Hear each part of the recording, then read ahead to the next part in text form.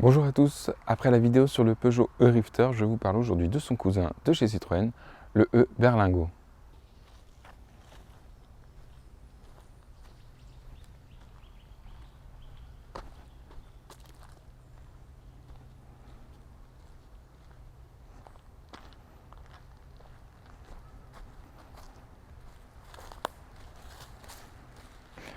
Les différences entre les différents ludospaces de chez Citroën, Peugeot, Opel et Toyota se retrouvent uniquement à l'avant et quelques détails à l'intérieur. C'est ce que nous allons voir. La plus grosse différence est évidemment au niveau de la face avant, avec cette calandre pleine, cette fine ligne tout au long avec le chevron évidemment, la signature lumineuse qui n'est pas en raccord avec le nouveau style de Citroën. Ça serait bien de le mettre à jour. Quelques inserts en plastique et classique chez Citroën. Le bleu qui indique qu'il s'agit d'un véhicule électrique avec le petit E. Le Citroën se différencie aussi par ses bouts en plastique, toujours avec cet encadrement bleu, façon bumpers qu'on pouvait retrouver sur les C4 Cactus et autres, maintenant C3 et autres véhicules de chez Citroën. Le dessin des phares est lui aussi exclusif au Citroën. Pour la recharge, il y a la prise classique et la prise de charge rapide.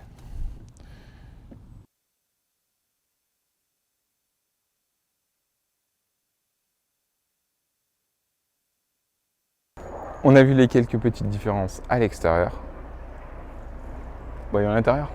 À l'intérieur, on retrouve exactement le même univers que dans le Peugeot e-Rifter.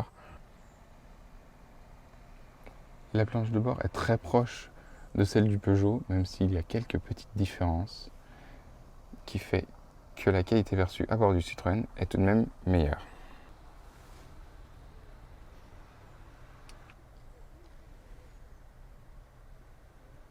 À l'intérieur, on retrouve évidemment le même espace que dans le e-Rifter. Ce sont des cousins.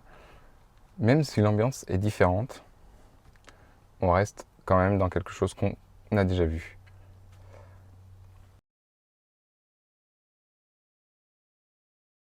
Petit reproche à faire au Berlingo, autant le Peugeot est pas très confortable, autant on s'attendait à ce que le Berlingo puisse bénéficier des sièges Advanced Comfort de chez Citroën, ce qui n'est malheureusement pas le cas.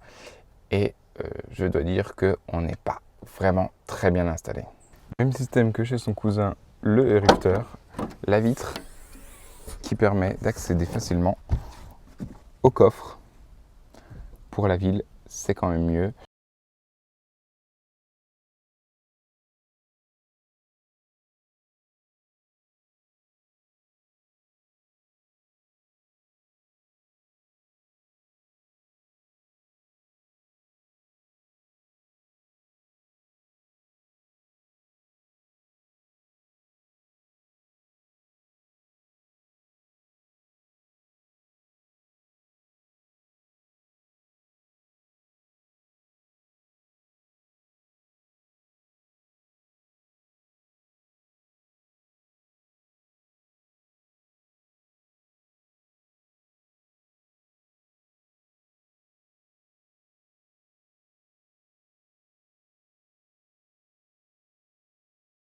Derrière, on retrouve la ventilation, une prise USB,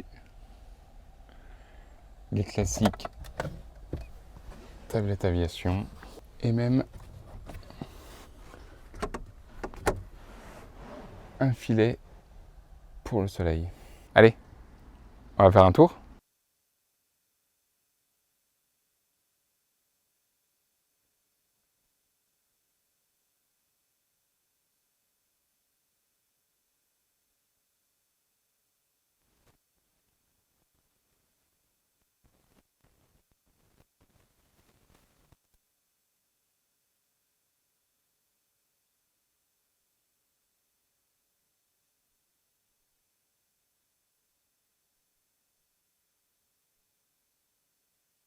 Son autonomie en tout électrique est donnée pour environ 250 km.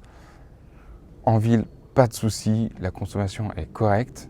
Mais par contre, dès qu'on sort de la ville, dès qu'on va sur des routes un peu plus rapides, qu'on fait de l'autoroute ou qu'on fait simplement des routes de campagne où on en voit un petit peu, la batterie fond à vue d'œil et l'autonomie est vraiment pas suffisante pour ce type de véhicule. Pour conclure, même si le e-Berlingo est la copie conforme du e-Rifter, il est quand même mieux équipé, plus axé vers la famille avec tous ses rangements, la qualité perçue est meilleure, on le place quand même au-dessus du e-Rifter. Je vous retrouve très bientôt pour une nouvelle vidéo. En attendant, bonne journée!